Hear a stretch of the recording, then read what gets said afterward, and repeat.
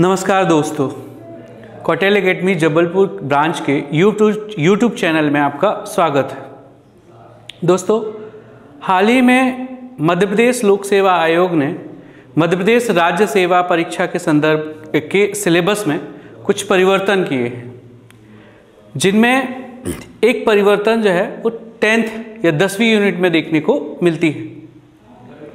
दोस्तों, हालांकि जनजातियों का जो पोर्शन था या टॉपिक था वो पहले भी सिलेबस में था, लेकिन ये सिर्फ एक टॉपिक के रूप में था, और वर्तमान नए सिलेबस में ये एक पूरी यूनिट के रूप में जो है वो दिया गया है, जिसके अंतर्गत विभिन्न टॉपिक्स हैं। इन्हीं टॉपिकों का हम एक एक टॉपिक को लेकर विस्तृत अध्ययन करेंगे। दोस्तों, यूनिट 10th में जो टॉपिक दिया है पहले उसके बारे में हम जानते हैं। जैसा कि पहले नंबर पर जो टॉपिक है वो आपका मध्य प्रदेश की जनजातियों का भौगोलिक विस्तार, अर्थात मध्य प्रदेश के विभिन्न क्षेत्रों में या विभिन्न जिलों में कौन कौन सी जनजाति पाई जाती है या कौन कौन सी जनजाति निवास करती है, इसका हमको अध्ययन करना है। दूसरा टॉपिक जो दिया हुआ है आपका वो है जनजातियों से संबंधित संवैधानिक प्रावधान। भारतीय संविधान में जनजातियों के अधिकारों, उनके हितों की सुरक्षा के लिए क्या क्या उपबंध किए गए हैं, किन किन आर्टिकल्स के तहत ये प्रावधान किए गए हैं, इसका अध्ययन हमको करना है। थर्ड टॉपिक जो है वो इसके अंतर्गत मध्य प्रदेश की प्रमुख जनजातियां। मध्य प्रदेश की प्रमुख जनजातियां, जिनमें गौड़, भील, कोल आदि जनजातियां, जिनको हम अलग अलग भागों में बांटकर अध्ययन करेंगे। जैसे प्रमुख जनजातियां कौन सी हैं, विशेष पिछड़ी जनजातियां कौन सी हैं। विशेष पिछड़ी जनजाति के अंतर्गत जैसे बैगा जनजाति, भारिया जनजाति और सहरिया जनजाति आते हैं, और कुछ घुमंतू जनजातियां हैं जैसे आपकी बंजारा। तो इस टॉपिक के अंतर्गत मध्य प्रदेश की प्रमुख जनजातियों का हमको जो है वो क्या करना है, विस्तृत अध्ययन करना है। नेक्स्ट यदि टॉपिक देखें तो जनजातियों के कल्याण के लिए योजनाएं।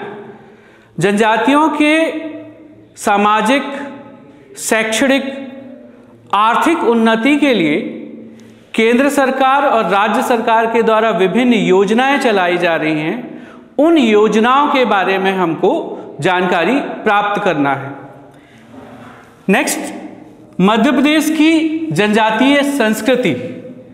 मध्य प्रदेश चूंकि जनसंख्या की दृष्टि से, जनजातीय जनसंख्या की दृष्टि से सबसे बड़ा राज्य है, तो इस दृष्टि से यहाँ जनजातियों की विशिष्ट सांस्कृतिक पहचान है। उनका रहन सहन, खान पान, पर्व, विभिन्न प्रकार के आयोजन, ये सांस्कृतिक आकर्षण हैं जिनको हमको इस टॉपिक के अंतर्गत अध्ययन करना है। उसके बाद 6th जो टॉपिक है आपका मध्य प्रदेश की जनजातियों का भारत के स्वतंत्रता आंदोलन में योगदान या व्यक्तित्व। तो बेसिकली यहाँ पर हम मध्य प्रदेश के कौन कौन से जनजातीय व्यक्तित्व हैं जिन्होंने भारत के स्वतंत्रता आंदोलन में योगदान दिया है। जैसे कुछ नाम मैं आपको बताता हूं, टंट्या भील, गंजन सिंह कोरकू, शंकर शाह, रघुनाथ शाह, ऐसे व्यक्तित्व और भारतीय स्वतंत्रता आंदोलन में उनकी भूमिका के बारे में हमको जो है वो पढ़ना है। एंड लास्ट जो टॉपिक है 7th नंबर पे, मध्य प्रदेश में जनजातियों से संबंधित संस्थान, संग्रहालय और प्रकाशन। सरकार के द्वारा ऐसे कई संस्थान बनाए गए हैं, संग्रहालय बनाए गए हैं, उनके लिए कई पत्र पत्रिकाएं जो है वो प्रकाशित होती हैं। इसके संबंध में हमको 7th टॉपिक के अंतर्गत अध्ययन करना है। इन विभिन्न टॉपिकों के अध्ययन करने से पहले हम जनजातियों के संबंध में एक परिचय प्राप्त करते हैं। बेसिकली ये जनजातियां देखा जाए तो प्राचीन काल से ही ये मानव समाज का हिस्सा रहे हैं और मानव के अतीत को चित्रित करती रही हैं। जनजातियां एक निश्चित भूभाग जैसे दुर्गम स्थान, पहाड़ या जंगल में अपना शांति प्रिय जीवन व्यतीत करती रही है।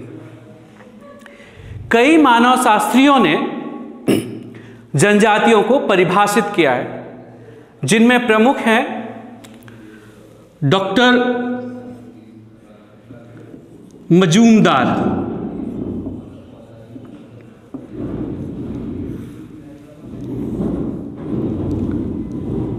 डॉक्टर मजूमदार के अनुसार जनजातियां कई परिवारों के समूह का एक संकलन है, जिनका एक सामान्य नाम होता है, जो एक निश्चित भूभाग में निवास करते हैं, जिनकी एक सामान्य भाषा होती है और विवाह या उद्योग के विषय में ये कुछ निषेधों का पालन करते हैं। तो इस प्रकार डॉक्टर मजूमदार ने जनजातियों को परिभाषित किया है। वहीं डॉक्टर एस.सी. दुबे के अनुसार देखा जाए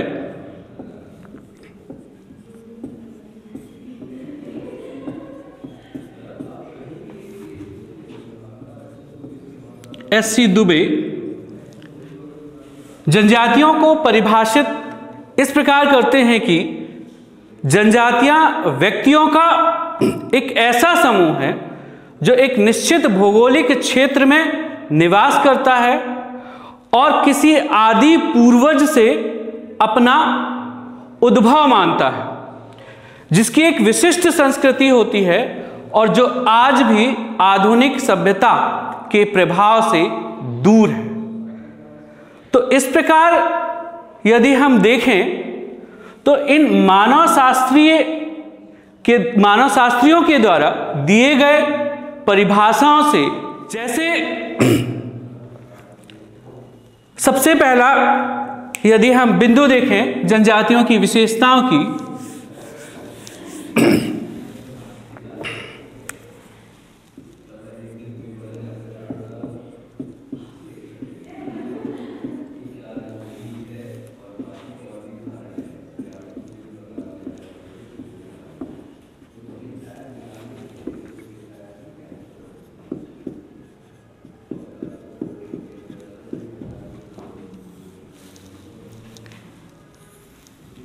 तो इनकी पहली विशेषता जो मानव शास्त्रियों के द्वारा दिए गए परिभाषा के अनुसार कि जनजाति एक निश्चित भूभाग में निवास करते हैं, अर्थात दुर्गम क्षेत्र, पहाड़ या जंगलों में। जैसे हम देख सकते हैं कि मध्य प्रदेश की भारिया जनजाति छिंदवाड़ा के पातालकोट में निवास करती है। वहीं बैगा जनजाति को देखा जाए तो उसका एक निश्चित निवास स्थान जो है वो डिंडौरी और मंडला जिले के बैगाचक क्षेत्र में। यदि हम इसकी दूसरी विशेषता पर आते हैं तो प्रत्येक जनजाति का एक सामान्य नाम होता है। प्रत्येक जनजाति का एक सामान्य नाम होता है, जैसे गौड़ जनजाति, भील जनजाति आदि।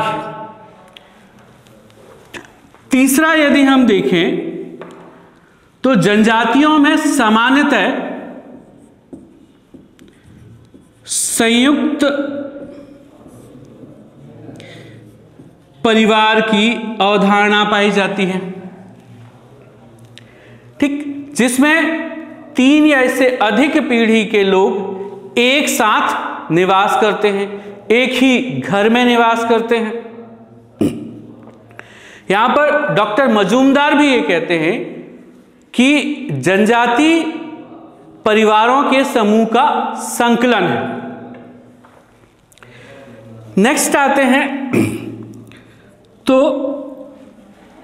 जनजाति की यदि हम बात करें तो सामान्यतः जनजाति एक अंतर्विवाहित समूह होते हैं।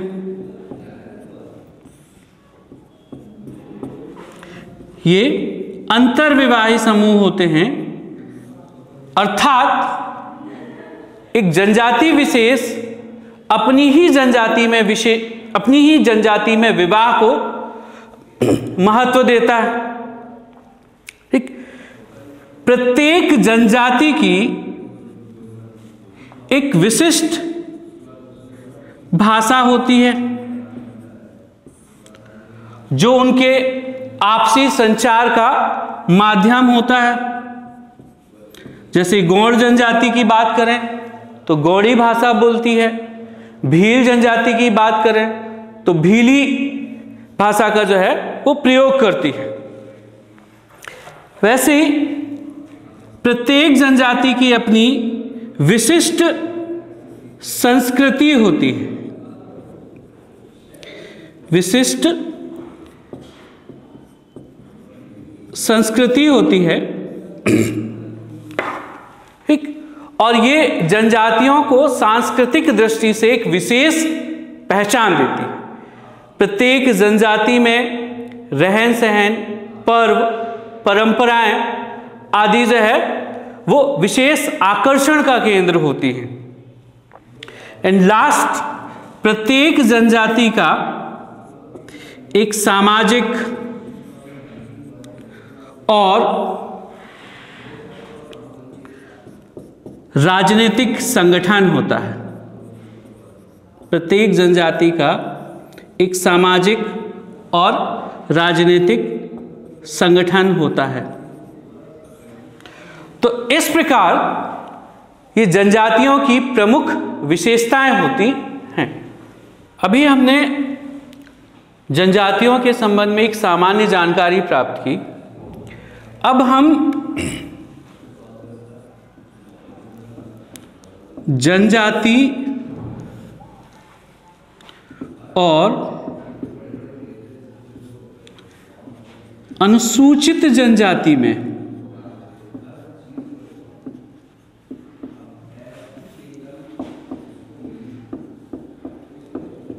क्या अंतर है ये जानते हैं।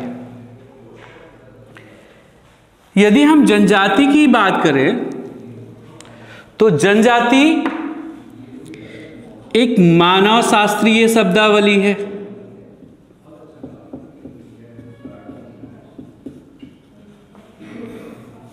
एक मानव शास्त्रीय शब्दावली है। विभिन्न मानव शास्त्रियों ने जनजातियों को अलग अलग नामों से पुकारा है। जैसे हम सबसे पहले बात करें A.B. ठक्कर,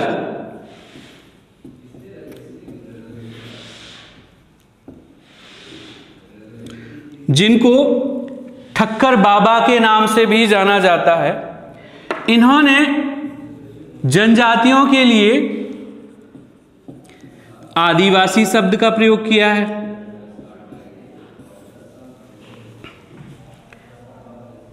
वहीं G.S. घुरिये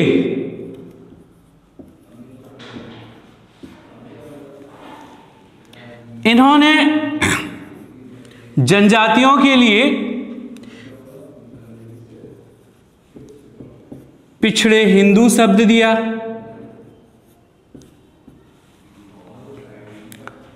महात्मा गांधी ने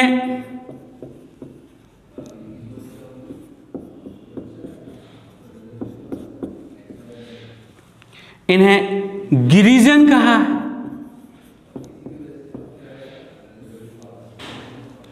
और दास एंड दास ने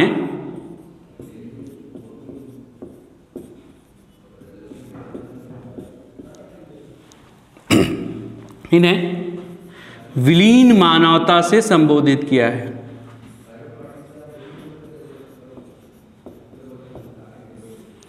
विलीन मानवता से संबोधित किया है। तो यदि हम जनजाति को देखें तो जनजाति एक मानव शास्त्रीय शब्दावली है। वही हम जबकि अनुसूचित जनजाति, शेड्यूल्ड ट्राइब की यदि हम बात करें तो शेड्यूल्ड ट्राइब एक संवैधानिक शब्दावली है। ये एक संवैधानिक शब्दावली है। आदिम जातियों को या जनजातियों को अधिसूचित करने का सबसे पहला प्रयास 1931 की जनगणना में किया गया था। 1931 के जनगणना में किया गया था। 1935 के भारत शासन अधिनियम में इनका उल्लेख पिछड़ी जनजातियों के रूप में मिलता है और डॉक्टर जीएस घुरिये ने इनके लिए अनुसूचित जनजाति शब्द उपयोग करने के लिए प्रस्तावित किया था, जिसे भारतीय संविधान के आर्टिकल अनुच्छेद 342 में स्वीकार कर लिया गया। इस प्रकार भारतीय संविधान के अनुच्छेद 366 के खंड 25 के अनुसार जनजातीय समुदाय से अनुसूचित जनजाति समुदाय से आशय उन जनजातीय समुदायों अथवा जनजातीय समुदायों के अंशों या समूह से है जो संविधान के अनुच्छेद 342 के तहत अधिसूचित है। और अधिसूचित करने का अधिकार भारतीय संविधान में राष्ट्रपति को दिया गया है। संसद किसी भी जनजातीय समुदाय को अथवा उसके अंशों को अनुसूचित जनजाति में शामिल कर सकती है और उन्हें निकाल भी सकती है। यह अधिकार संसद को है। तो जनजाति और अनुसूचित जनजाति में एक जो बेसिक डिफरेंस है, मूल अंतर यह है कि जनजाति एक मानवशास्त्रीय शब्दावली है और अनुसूचित जनजाति एक संवैधानिक शब्दावली है। अब हम अनुसूचित जनजातियों की जनसंख्यात्मक स्थिति को जानते हैं।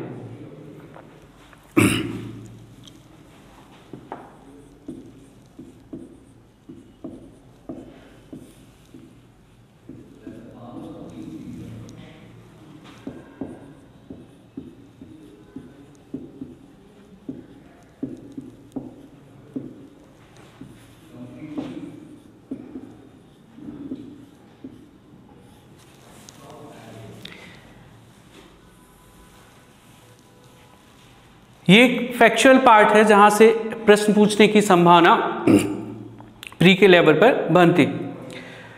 वर्ष 2011 की जनगणना के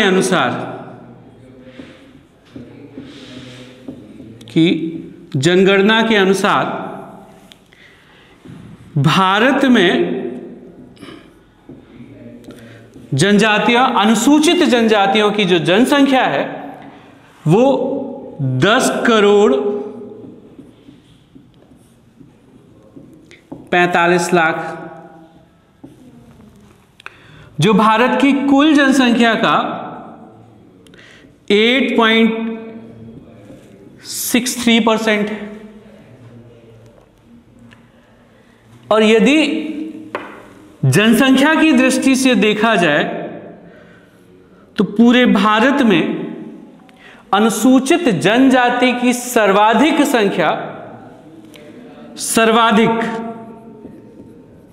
इनकी अनुसूचित जनजाति की सर्वाधिक जनसंख्या मध्य प्रदेश में पाई जाती है और न्यूनतम जनसंख्या गोवा में पाई जाती है।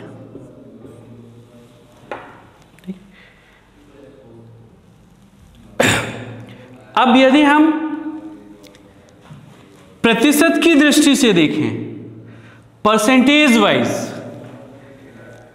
तो इनकी जनसंख्या का प्रतिशत का जो अनुपात पूरे भारत में परसेंटेज वाइज यदि हम देखें तो पूरे भारत में इनका सर्वाधिक जनसंख्या का प्रतिशत लक्षद्वीप में है।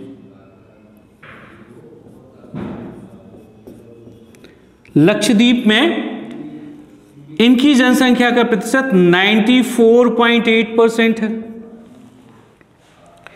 लेकिन यदि राज्यों में देखा जाए तो राज्यों में इनका सर्वाधिक प्रतिशत मिजोरम में है, 94.4%। और वहीं प्रतिशत की ही दृष्टि से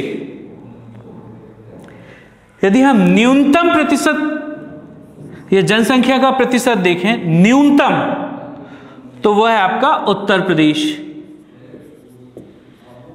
जहां की केवल 0.6% पॉपुलेशन या जनसंख्या अनुसूचित जनजातियों की जनसंख्या है, प्रतिशत की दृष्टि से।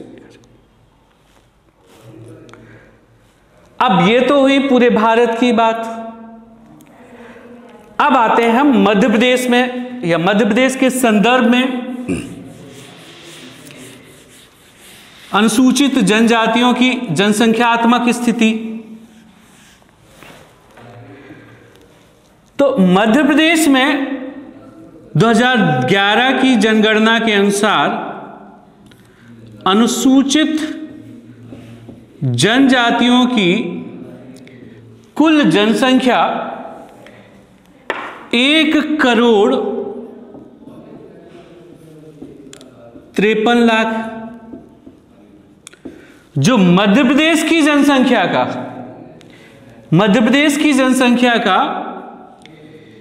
21.1% है। अब मध्य प्रदेश में भी यदि हम जिलों में बात करें तो जनसंख्या की दृष्टि से इनकी सर्वाधिक संख्या धार जिले में है, सर्वाधिक संख्या धार जिले में, और इनकी न्यूनतम जनसंख्या भिंड जिले में। ये जनसंख्या की दृष्टि से। यदि हम इनके जनसंख्या प्रतिशत की दृष्टि से देखा जाए, इस जनसंख्या प्रतिशत के आधार पर यदि देखें हम, तो जनसंख्या प्रतिशत के आधार पर इनका सर्वाधिक जनसंख्या का प्रतिशत अलीराजपुर में है, 89% पॉपुलेशन यहां की जो है वो जनजाति जनसंख्या का है। और न्यूनतम यदि देखा जाए इनका प्रतिशत, तो ये भिंड में है 0.4%। तो ये मध्य प्रदेश के संदर्भ में यदि हम देखें तो मध्य प्रदेश के संदर्भ में अनुसूचित जनजातियों की जनसंख्यात्मक स्थिति।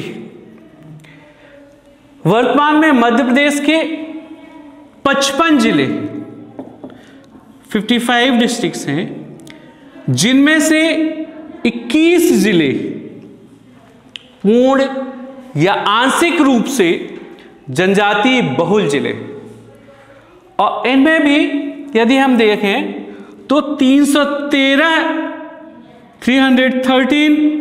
विकासखंड हैं और इन विकासखंडों में से 89 विकासखंड, 89 ब्लॉक जो हैं वो जनजातीय विकासखंड हैं, ये ट्राइबल ब्लॉक्स हैं, ठीक। और इस प्रकार यदि हम देखें तो मध्य प्रदेश में 46 अनुसूचित जनजाति पाई जाती है। जो अधिसूचित हैं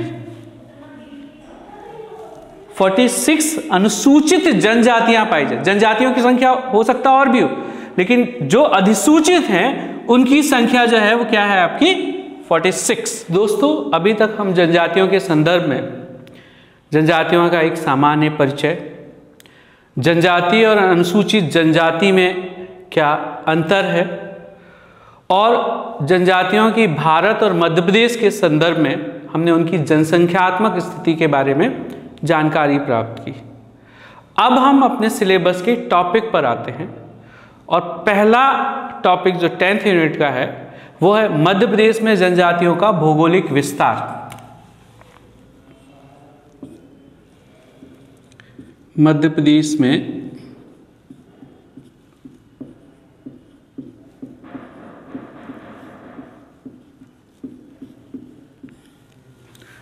जनजातियों का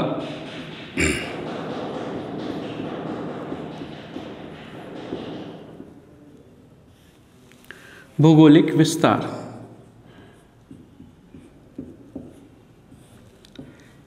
इसको हम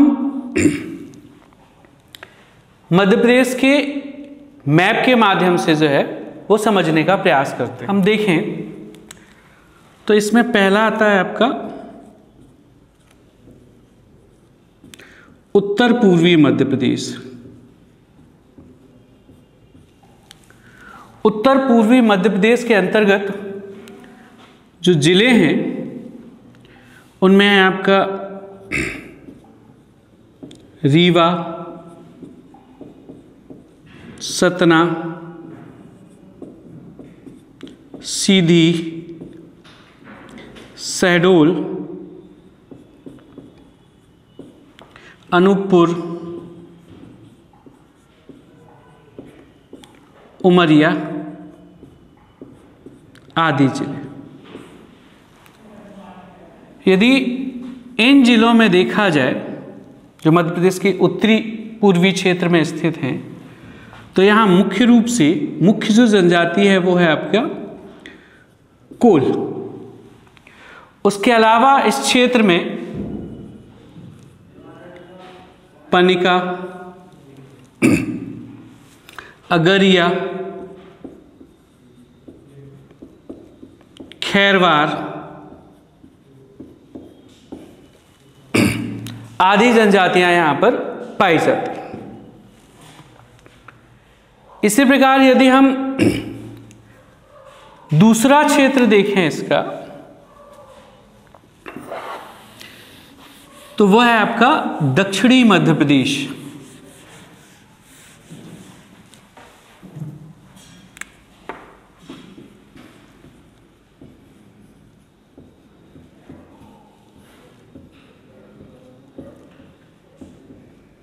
दक्षिणी मध्य प्रदेश जिसके अंतर्गत जिले हैं आपके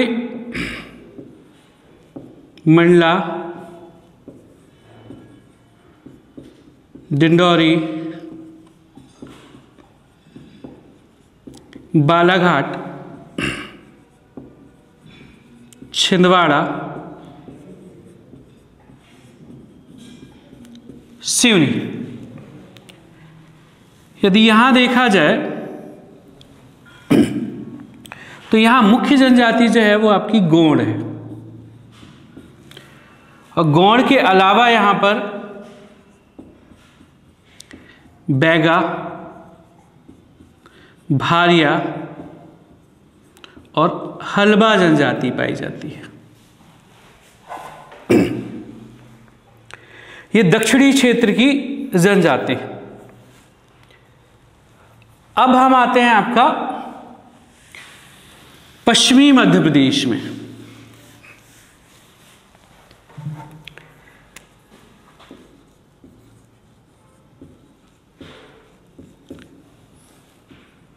पश्चिमी मध्य प्रदेश में या पश्चिमी मध्य प्रदेश के अंतर्गत जिले जो शामिल हैं वो हैं आपके अलीराजपुर,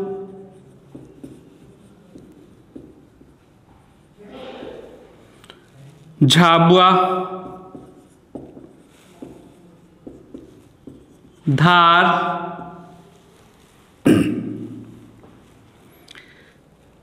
खरगोन, बड़वानी,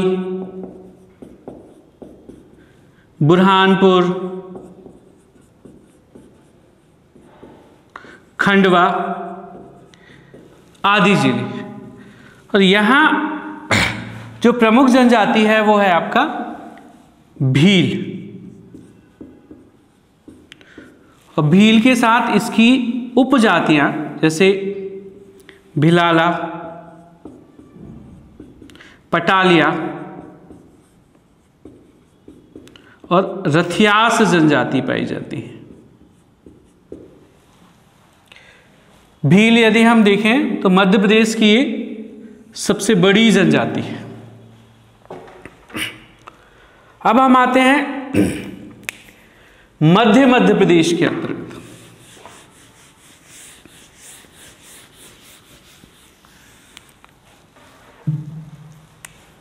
मध्य प्रदेश के अंतर्गत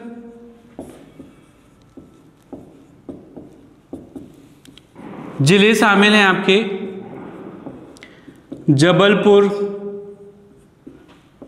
नरसिंहपुर, होशंगाबाद,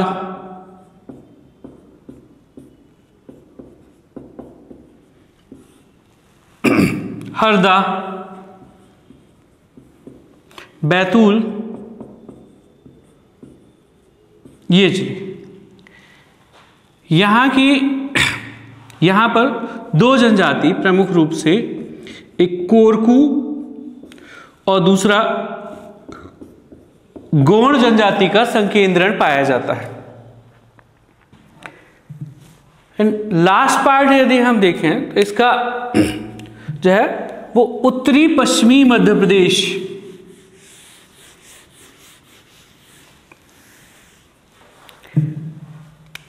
यदि हम उत्तरी पश्चिमी मध्य प्रदेश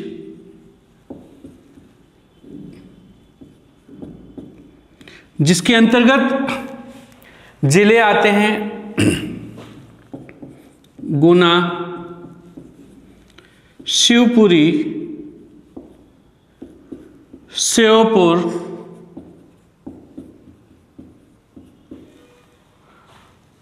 गुना, शिवपुरी, श्योपुर, मुरैना, ग्वालियर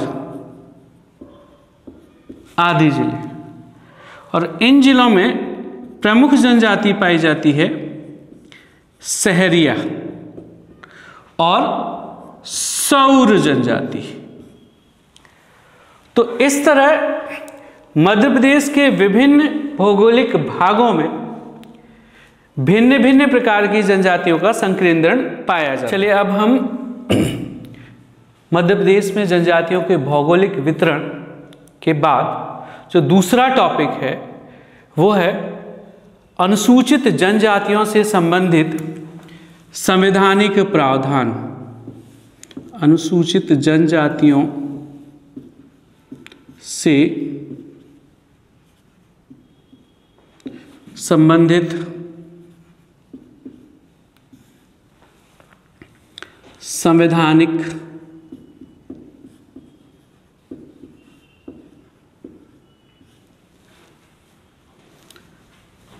प्रावधान।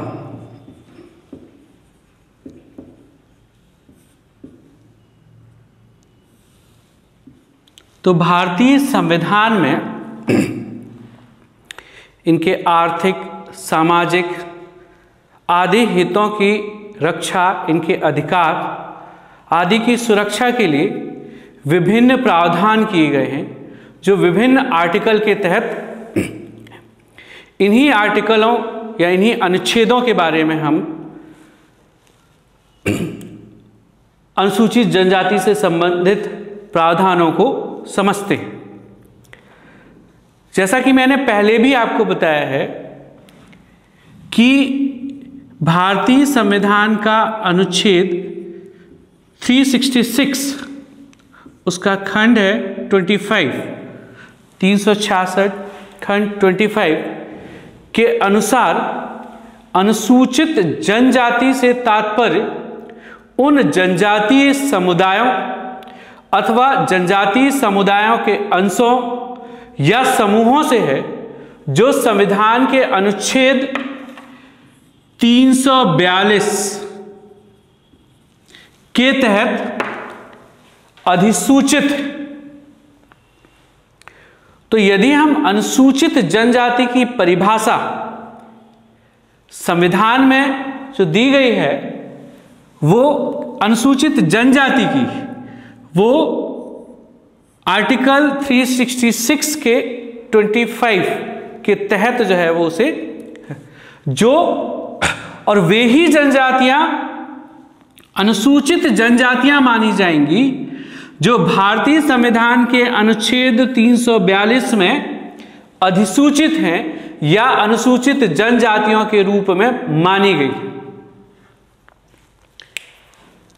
अब हम जनजातियों के संदर्भ में जो संविधान में सुरक्षात्मक जो प्रावधान किए गए हैं, सुरक्षात्मक उपाय जो किए गए हैं, उन्हें जानते हैं। तो इसके अंतर्गत आर्टिकल 16(4) भारतीय संविधान का अनुच्छेद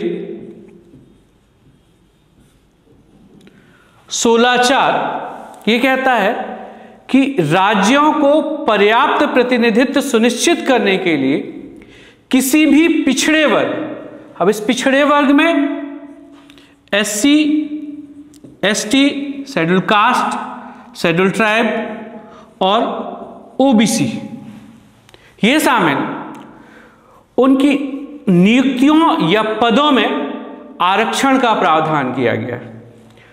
तो आर्टिकल 16(4) राज्यों को पर्याप्त प्रतिनिधित्व सुनिश्चित करने के लिए ST, SC और OBC के लिए नियुक्तियों या पदों में आरक्षण का प्रावधान करता है। वहीं हम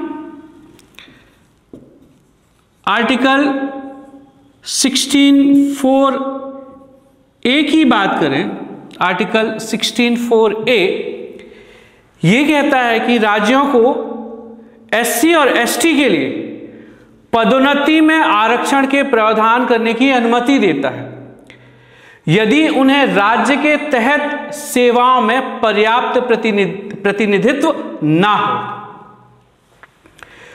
उसी प्रकार आर्टिकल 16(4) का B ये प्रावधान करता है कि 50% आरक्षण की सीमा को निर्धारित करने के लिए जो बैकलॉग पद हैं,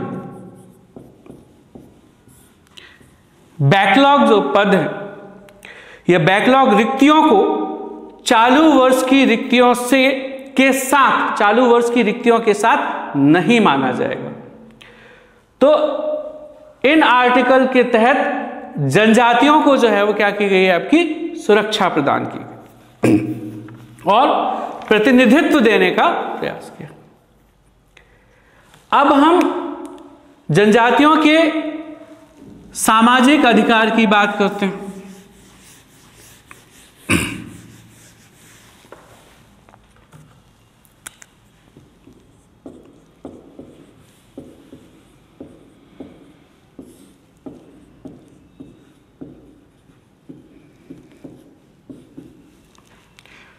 तो इसके तहत आर्टिकल आपका 23 जो बंधुआ मजदूरी को प्रतिषेध करता है। इसके साथ ही मानव तस्करी और जबरन श्रम को भी प्रतिबंधित करता है। आर्टिकल 24 बालात श्रम को निषेध करता, जिसमें 14 वर्ष से कम उम्र के बच्चों को कारखाने, खदानों या खतरनाक गतिविधियों में कार्य करने हेतु प्रतिबंधित करता है। तो ये तो इनके सामाजिक अधिकार के तहत संवैधानिक प्रावधान हुए। अब हम आते हैं शैक्षणिक और सांस्कृतिक उपबंध।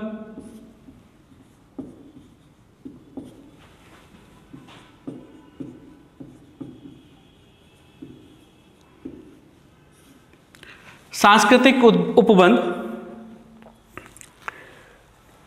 इसके तहत आर्टिकल 15(4) भारतीय संविधान का अनुच्छेद 15(4) अनुसूचित जनजाति की शैक्षिक उन्नति के लिए विशेष प्रावधानों को सुनिश्चित करता है। और वहीं आर्टिकल 46 या 46 की बात करें हम, 46, तो ये कहता है कि राज्य को अनुसूचित जाति, अनुसूचित जनजाति के शैक्षणिक और आर्थिक हितों को बढ़ावा देने एवं उन्हें सामाजिक अन्याय और सभी प्रकार के शोषण से संरक्षित करने का निर्देश राज्य को देता है। आर्टिकल 46 यह भारतीय संविधान का अनुच्छेद 46। अब हम इनके संदर्भ में आर्थिक उपबंध या आर्थिक जो प्रावधान किए गए हैं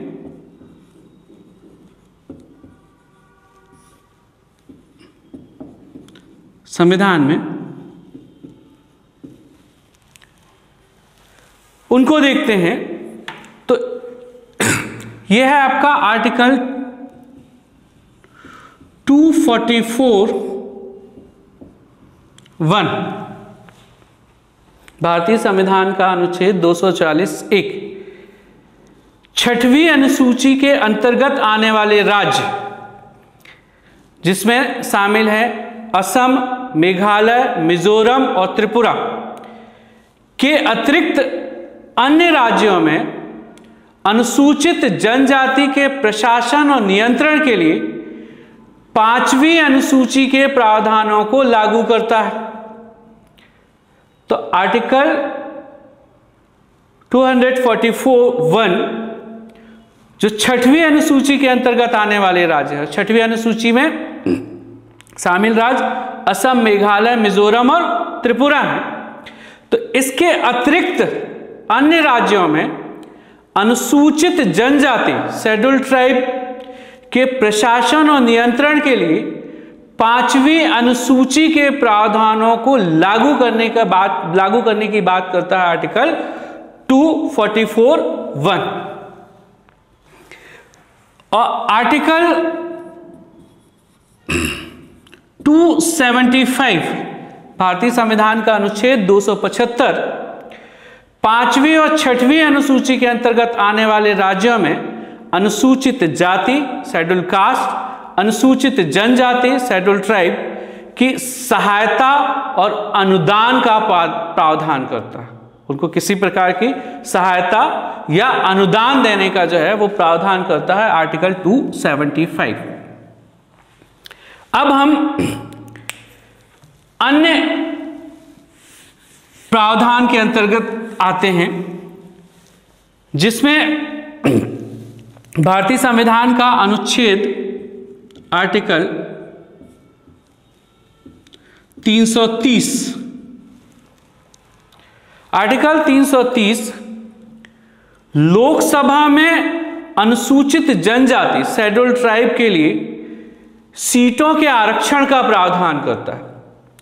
जैसे कि यदि हम देखें, और ये जनसंख्या के अनुपात में, जनसंख्यात्मक अनुपात में, जैसे मध्य प्रदेश में लोकसभा की 29 सीटें हैं, जिसमें से 6 सीटें अनुसूचित जनजातियों के लिए आरक्षित हैं। वहीं अनुच्छेद आर्टिकल 332 की यदि हम बात करें तो राज्यों की विधानसभाओं में अनुसूचित जनजाति के लिए सीटों के आरक्षण का प्रावधान करता है। जैसे मध्य प्रदेश में 230 विधानसभा सीटें हैं, जिसमें से 47 जो सीट्स हैं वो अनुसूचित जनजाति के लिए, शेड्यूल्ड ट्राइब के लिए आरक्षित है। इसी प्रकार हम आगे चलते हैं तो अनुच्छेद 335 संघ और राज्य के अधीन सेवाओं में अनुसूचित जनजातियों के आरक्षण की बात कहता है। अनुच्छेद 335 संघ और राज्य के अधीन जो सेवाएं हैं उनमें अनुसूचित जनजाति या शेड्यूल्ड ट्राइब के रिजर्वेशन, आरक्षण के का जो है वो क्या करता है, आपका प्रावधान करता है। एंड लास्ट हम आते हैं आपका अनुच्छेद